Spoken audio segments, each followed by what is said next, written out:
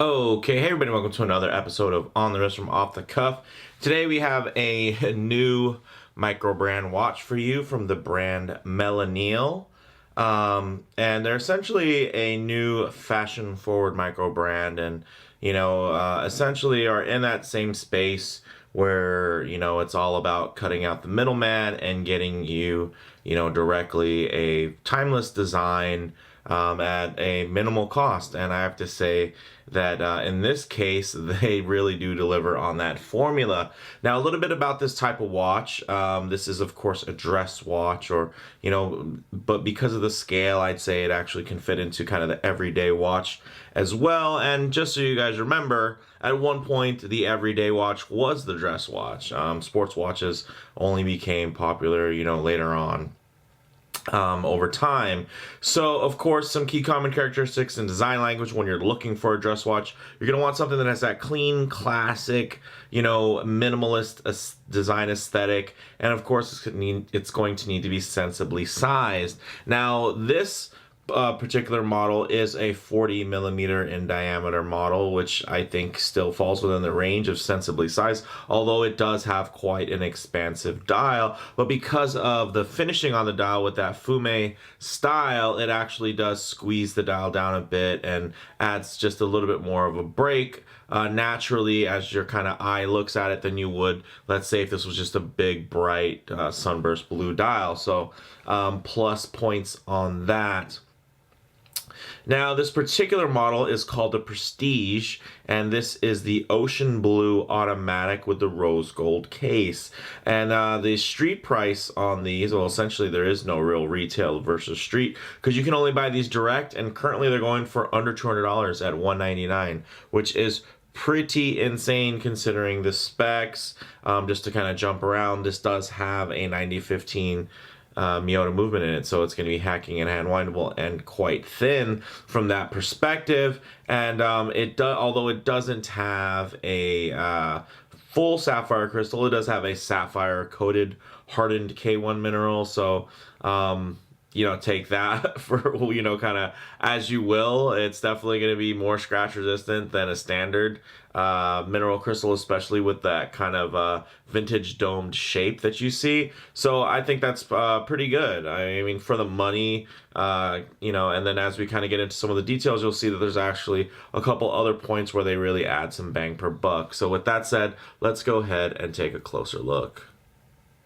Okay, so as you can see, very classic proportions here with the 40 millimeter diameter, with the 20 millimeter lugs, and then as far as the lug to lug goes, it's at 47 millimeters. As far as the height goes, it's actually, the case itself is quite thin. As you can see, there's a little bit of bulge in the case back, and of course in that very nicely domed crystal there.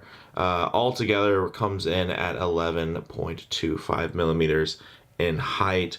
And the nice thing also that you'll notice with these lugs is they do turn down quite a bit. So that means that it's just going to wear a lot better for somebody with a small wrist as well. And you don't have to worry about having a big wide wrist with a big, kind of flat surface for this to rest on, because it will wrap. As you can see, there is some nice distortion there, definitely keying into that kind of vintage design aesthetic. You can see here, it does have a nice mixture of finishing where you do have kind of that brushed, I would say from the side, that doesn't even look like brushing to me. That looks like just machining lines. And then the top of the lugs here definitely do have a nice finer brush to them. And then this bezel is just a very high polish fixed. And then of course this is available in just a plain raw stainless steel version. This one does have that rose gold coating there with the cupcake style crown, really nice, signed as well. And I think it's really nicely proportioned and really quite handsome when you consider kind of what else is out there on the market, and then you think about the price range as well. This is pretty impressive. Is it a perfect watch? No, but you know what? It really delivers on a particular aesthetic, and I think it does it really well. And it has very respectable specs for, you know, a real watch enthusiast. These, you know, somebody who would normally buy an Orient Bambino would be pretty impressed with something like this, because it does have, you know, better use of proportions, because the lug width is 20 millimeters, and then you also do have, you know, a little bit of an extra layer of protection from scratching by having that hardened mineral with the sapphire coating, which is really nice. Also, you have a black date disc, very stylish. The fume dial with the sunburst motif as well, really nice. And then you have, of course, a higher beat movement with the 9015, and just generally a higher grade movement. So this is one of those watches where, you know, it makes it tough for other watches that feature this movement to justify higher prices, when you realize that, you know, a watch, you know, with this movement can be $200 or less. It definitely makes that value proposition tough, but I mean, this is just an excellent movement. I assume they bought these in large quantities, and that's how they were able to keep the pricing down, because essentially it's the only automatic movement they're using in their range currently. Another nice feature is that you do have these great quick release straps there, so that's really nice, and something that is definitely more available on the fashion brand side versus some of the more traditional brands, which do have a more traditional spring bar setup. So this is really nice, and something for, you know, as far as maybe a not huge watch aficionado, something they could really appreciate. So that definitely falls kind of in that dads and grads category. Now, as you can see, it does have applied indices. There is no loom on there. The hands are also really nicely done. Everything is just really color coordinated and set off really nicely. You do have the nice brushed finish here on the buckle. You have this nice crocodile print leather strap, which isn't too shabby. You know, obviously it's still just a print at the end of the day, but I've definitely felt much worse straps from watches that were more expensive than this, that come from brands with much storied histories, longer than the Miléneal, which is definitely an enthusiast brand. You know, it's a startup from a watch enthusiast, and he, you know, essentially creates a watch that is something that he would be interested to wear. And I gotta say, they've done a pretty nice job with the execution on this one. So with that said, let's go ahead and see this piece on the wrist. Okay, as you can see on my 7¼ inch wrist, wears really nicely. If we come for the close-up shot, of course, it's going to appear a bit more oversized, just because of kind of the nature of taking wristies and getting a little bit more of distortion from the camera. But if you get more of my arm in the shot there, it does give you a better idea of the scale. And as you can see, it wears really nicely. Look at the way it sits on my 7¼ inch wrist. Wraps really, really nicely. Which basically allows me to wear the strap a bit tighter and still have quite a comfortable feel. And then because of the way the case back does step out a bit from the case, it gives you more mobility to where you can wear it a little bit lower on your wrist. I know it's not to everybody's tastes, but I do wear my watches a little bit looser, and I wear them on the lower half, you know, past the wrist bone there. Some people prefer to wear it a little bit higher. Of course, I'm left-handed, so I wear my watches on the right wrist. But you know, I really like the way this wears. It's very comfortable, and I think size-wise, you know, you're a bit surprised that a 40mm kind of all-dial type of watch actually wears this well. I think a lot of it does have to do with that fume layout, and really taking advantage of those design cues, because it'd be very easy if this were maybe just a bright silver dial or a bright blue sunburst all the way around for it to look much, much larger. So of course it does affect legibility a bit, because there is no loom, and then these are highly reflective indices there. but all you got to do is shine it into the light and you get a better look. Of course, there's no minute track or seconds track or anything like that. So you're going to be having a bit of a rough estimate of the time when you're in between 5-minute increments. But, for a watch like this, I don't think ultimate timing, legibility, and accuracy is going to be, the main objective. So I think they definitely get a pass in the design portion. Now, although this doesn't have any loom, I still do like to get some low light transition shots. So let's go ahead and, get this ready for that. All right, so although my hot studio lights do a great job of imitating direct sunlight, one thing that they don't do well is kind of give you a real world idea of what some of the dial colors and some of the finishing will look like, because a lot of it does tend to be brightened up and washed out, especially when the color adjustments start happening in the camera.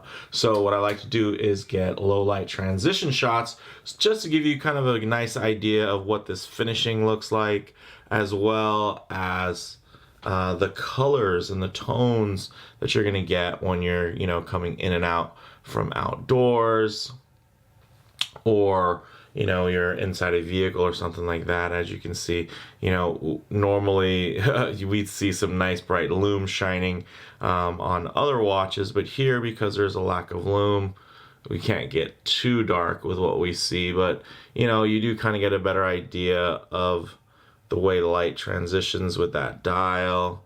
Really beautifully done, very nice and consistent with the design. So really nicely done. We'll go ahead and hit the main lights back and get to some closing thoughts. Now, as far as on wrist, the really nice thing is this does wear really well.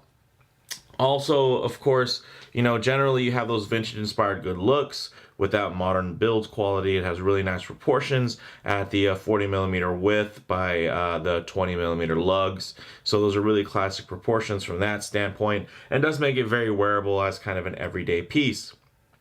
Now, as far as model variants go, you can actually get this in an automatic or quartz variant. Of course, you can get it with the stainless steel case or the rose gold plated stainless steel case. You have blue dial, green dial, and silver dial options as well.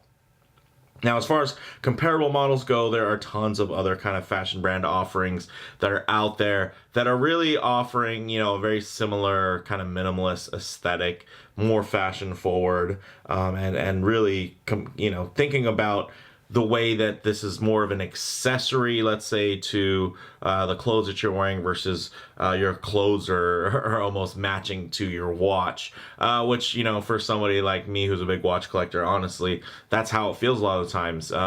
This is going to be a lot more versatile from that standpoint, because this is going to be something, because of the more versatile design being more minimalist, it's not going to offset or offend any particular item that you wear with it. It's going to be something that's just going to go with the flow, look really nice, and then of course the nice thing is you have a display case back on the back. Always impressive, especially to a non-watch geek. And then you have a nice sweeping hand, also really nice. So it does give you a little bit of street cred kind of in that fashion watch space, especially when you consider the specs that you're getting everything for. Now, I would say, of course, this, like I mentioned before, this would probably be most comparable to the Orient Bambino or something like the Seiko Prestige Cocktail Times. Neither of those watches have sapphire crystals. As far as proportions go, this falls in a very similar space. Now, with little details and whatnot, I wouldn't say that this watch can really keep up with those watches, but those watches are also more expensive. This is a much cheaper place to get into versus a Cocktail Time. Versus a Bambino, it's going to be a little bit of a closer battle, but with a Bambino, I think this really beats it as far as its proportions go, and I think it's debatable as far as quality goes from every other aspect. So there are little details that I really do enjoy about this watch over the Bambino, so I think it's really a nice alternative to that. Bottom line, it's a really nice combination of style and value, and at the end of the day, that's going to tick 9 out out of 10 of the boxes when you are looking for a wristwatch. So with that said, let me know what you guys think in the comments below, and if you like the video, please do hit like, and if you haven't already, please subscribe for more content just like this. Thanks, guys.